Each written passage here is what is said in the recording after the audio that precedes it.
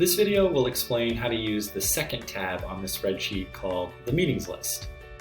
On this spreadsheet, it will give you more information about each upcoming IEP meeting, from the month to the date that it is scheduled, the type of meeting that it is, who the liaison is for that student, the date that I would like for you to have your paperwork in by, a link to submit the paperwork, as well as some other information about the meeting.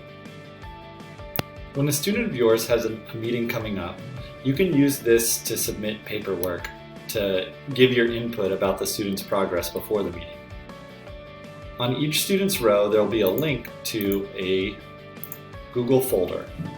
Once you're in the Google folder, there will be a PDF of the student's current IEP document, as well as a shared Google Doc for each teacher to input their observations and information.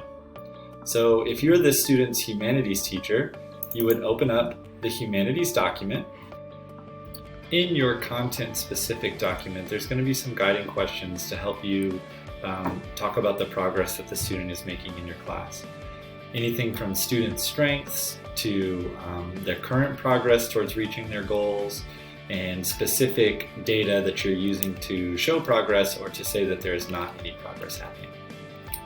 Down at the bottom of this sheet, if you teach the student in a content area where they have a goal, whether math or English, then there's a spot where you can suggest a new annual goal for the student to work on for the next IEP cycle.